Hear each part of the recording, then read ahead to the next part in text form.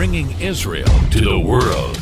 This is IBN News. With News of Israel, I'm Susan Michaels.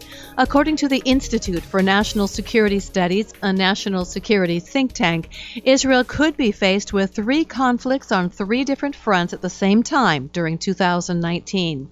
The assessment, which was presented to President Reuven Rivlin last week, said the main 3 fronts are Syria, Lebanon, and the Gaza Strip, and they are very volatile.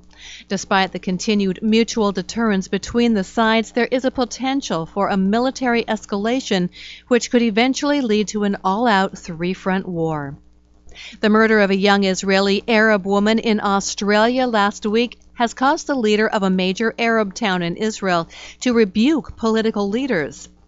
Marci Abu Mok, mayor of Baqa al-Gharbaya, wrote to Prime Minister Benjamin Netanyahu, President Reuven Rivlin, and Culture Minister Miri Regev, stating that it was a disgrace that no official had publicly expressed sorrow at the murder of 21-year-old Aya Maasarwe, who was raped and killed in Melbourne.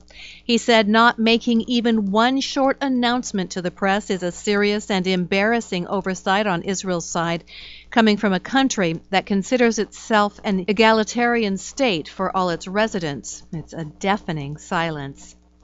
An injured French sailor aboard a yacht floating off the Gaza Strip was rescued last week by the Israeli Navy. The yacht's steering system had malfunctioned during a storm a number of weeks ago, and he had been drifting in the Mediterranean Sea since that time. The man, who had fallen ill during the time he was lost at sea, was evacuated to a nearby Israeli hospital to recover. And a new international airport has opened in Israel outside the Red Sea resort of Eilat, with hopes of boosting tourism by Europeans in the winter and to provide an alternative to Ben Gurion Airport, which is outside Tel Aviv, in times of conflict. The new airport is named for Israel's first astronaut, Ilan Ramon, who died in the 2003 Columbia Space Shuttle disaster, and his son, who was killed in 2009 in an Air Force accident.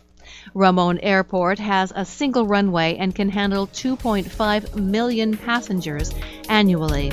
I'm Susan Michaels. IBN, Israel Broadcast Network.